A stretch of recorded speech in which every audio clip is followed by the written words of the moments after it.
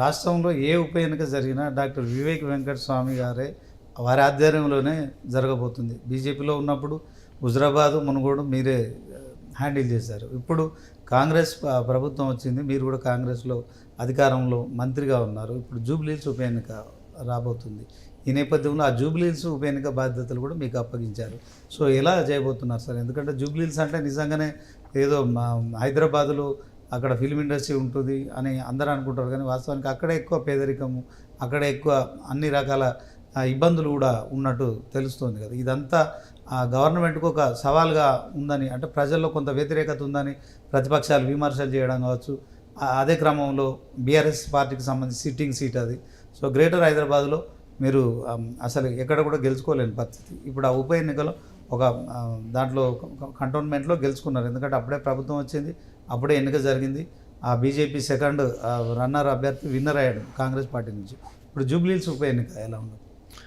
నేను జిహెచ్ఎంసీలో ఇన్ఛార్జ్ ఉంటే అవును సార్, అప్పుడు నా పర్ఫార్మెన్స్ అందరూ కూడా చూశారు, ఎట్లా పార్టీ గ్రో అయింది, ఎంతమంది కార్పొరేటర్స్ గెలిచారు.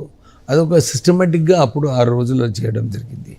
ఇప్పుడు కూడా అదే ఆలోచనతోని ఇక్కడ వచ్చిన తర్వాత నేను జూబ్లీహిల్స్లో ఫస్ట్ 15 days అక్కడ కార్యకర్తలను కలిసి వాళ్ళని మోటివేట్ చేసి ఏమేమి అభివృద్ధి కార్యక్రమాలు కావాలో అవన్నీ కూడా తీసుకోవడం జరిగింది. ఇప్పుడు నాతో పాటు పొన్నం ప్రభాకర్ గారు, తుమ్మల గారు, మరి మేము ముగ్గురం కూడా అన్ని డివిజన్లలో సరైన రెస్పాన్సిబిలిటీ తీసుకొని ప్రజలకు ఏదైతే రాష్ట్ర ప్రభుత్వం పనులు చేస్తుందో అది వారి దగ్గర తీసుకువెళ్ళి అందరికీ కూడా ఒక భరోసా వచ్చింది. ఇప్పుడు కాంగ్రెస్ హయాంలో ఉంది, డెఫినెట్లీ కాంగ్రెస్ గెలుస్తుంది, మేమందరం కూడా కాంగ్రెస్ వైపు చూస్తామని చెప్పి ఒక మూమెంట్ ఆల్రెడీ స్టార్ట్ అయింది.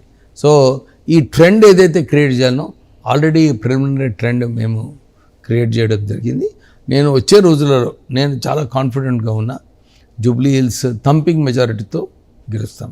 ఎందుకంటే ఒకవైపు టీఆర్ఎస్ పార్టీ ఉన్నది, అందరూ అనుకుంటున్నారు టీఆర్ఎస్ పార్టీ గ్రోత్, కానీ యాక్చువల్లీ టీఆర్ఎస్ పార్టీ డిక్లైన్ అవుతుంది. If you see properly TRS party decline అవుతుంది, బీజేపీ ఎదగటం లేదు. So that is why Congress ఇప్పుడు అడ్వాంటేజెస్ పొజిషన్లో ఉన్నారు. డెఫినెట్లీ వచ్చే రోజులలో కాంగ్రెస్ సిటీలో స్ట్రాంగ్ అవుతుందని చెప్పి నాకు గట్టి నమ్మకం. అంటే బీఆర్ఎస్ పార్టీ ఆల్రెడీ 2 నెలల నుంచి ప్రచారం చేస్తుంది, మీరు కేవలం కార్యకర్తలు నాయకులతో మాత్రమే మాట్లాడుతున్నట్టు జరుగుతుంది. ప్రచారంలో మీరు కాస్త వెనుకబడిపోయారు.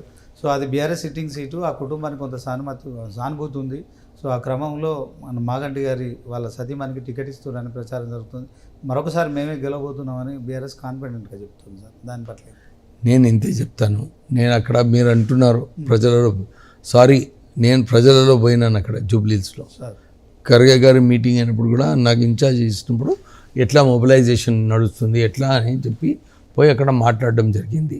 సో చాలా చోట్ల కూడా కాంగ్రెస్ ప్రభుత్వం మీద ఆశ పెట్టుకున్నారు ప్రజలు. సో ఈ ఎలక్షన్ మీరు ఏదైతే అంటున్నారో అట్లా కాదు, డెఫినెట్లీ కాంగ్రెస్ పార్టీ మంచి మెజారిటీతో గెలవబోతుంది.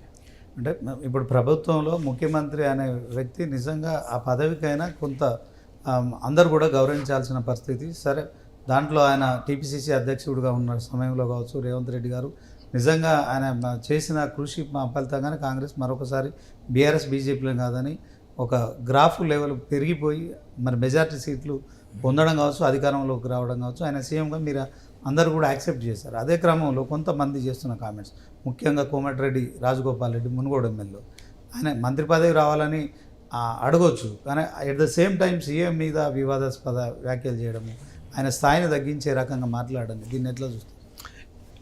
కాంగ్రెస్ పార్టీలో ఎప్పుడు కూడా చాలా స్వేచ్ఛ ఉంటుంది, ప్రజాస్వామ్యం ఎక్కువ ఉంటుంది. సో ఆ ప్రజాస్వామ్యం వలన అందరూ ఏదేదో కమెంట్స్ చేస్తుంటారు. కానీ మీ అందరూ చూస్తున్నారు ముఖ్యమంత్రి గారు ఈ 18 నెలలలో, ఎస్పెషల్లీ లాస్ట్ 2-3 monthsలో ఏదైతే సన్న బియ్యం ఇవ్వడంలో, రేషన్ కార్డ్స్ ఇప్పించడంలో, ఇందిరమ్మ ఇల్లు ప్రారంభం చేయడంలో, తర్వాత రైతు భరోసా, ఇవన్నీ కూడా ఏదైతే కార్యక్రమాలు రాష్ట్ర ప్రభుత్వం లాంచ్ చేసిందో, అంతకుముందు గ్యారంటీ స్కీమ్లో 200 యూనిట్లు free, bus travel free, Rajiv Aarogyasri కింద 10 లక్షల రూపాయలు. సో ఇవన్నీ చూసి ప్రజలందరూ కూడా అనుకున్నారు, అరే నిజంగానే ఎప్పుడు కాంగ్రెస్ పార్టీ బీద ప్రజల కోసం పనిచేస్తుంది, మళ్ళీ తిరిగి వచ్చింది, మనం సపోర్ట్ చేయాలని చెప్పి స్పందన చాలా బాగుంది. అంటే మీరు అమలు చేసేటందుకు తీవ్రంగా కృషి చేస్తున్నారు. ఒకవైపు ఆర్థిక లోటు ఉన్నప్పటికీ కూడా చేస్తున్నారు. క్షేత్రస్థాయిలో మాత్రం మీరు చేసింది చెప్పుకోలేకపోతున్నారని ప్రచారం జరుగుతుంది. అట్ ద సేమ్ టైం బలమైన 2 ప్రతిపక్షాలు ఉన్నాయి. మీరు అధికారంలోకి వచ్చినప్పటికీ ఇప్పుడు ఏదైతే యూరియా విషయంలో ప్రభుత్వానికి ప్లానింగ్ లేదని చెప్పడం కావచ్చు, ఇట్లాంటి విమర్శలు ఫేస్ చేస్తున్న క్రమంలో అంటే మంత్రులు కావచ్చు, ఎమ్మెల్యేలు కావచ్చు, ఎంపీలు చెప్పుకోలేకపోతున్నారా నిజంగా ప్రచారం సంబంధించి? అది మీరు ఏదైతే చెప్తున్నారో అది చెప్పుకుంటున్నాము, ప్రజలు కూడా చూస్తున్నారు. మొదలు లెక్క లేదు ఇప్పుడు టీవీ యాక్టివ్ ఉంది, సోషల్ మీడియా యాక్టివ్ ఉంది. మేము పోయేటప్పుడు గ్రామాలలో ఆ స్మైల్, ఆ నవ్వు ఏదైతే ప్రజలలో కనబడుతుందో అదే మాకు నిదర్శనం అన్నమాట. కాంగ్రెస్ పార్టీ బలంగా ఉంది, ప్రజలు కాంగ్రెస్ వైపు చూస్తున్నారని మాకు డెఫినెట్లీ గ్యారంటీడ్గా అనిపిస్తుంది. సార్, రాహుల్ గాంధీ ఓట్ చోర్ గద్దీ చోర్ అనే ఒక నినాదాన్ని తీసుకోబోతున్నారు. రేపు పొద్దున బీహార్ అసెంబ్లీ ఎన్నికలు కూడా సమీపిస్తున్న తరుణంలో సో దాంట్లో అది కొంత మీకు బూమరాంగ్ అయినట్టు కూడా ప్రచారం జరుగుతుంది. వాస్తవానికి ఏమో బూమరాంగ్ లేదు, ఈ అన్ని మైండ్ గేమ్స్ అందరు కూడా ఇదే ఆడుతుంటారు. కాంగ్రెస్ పార్టీ కరెక్ట్ లైన్లో పోతుంది. రాహుల్ గాంధీ గారు ఏదైతే భారత్ జోడో యాత్రలో నిర్ణయాలు తీసుకున్నారో అది కూడా ఇప్పుడు కూడా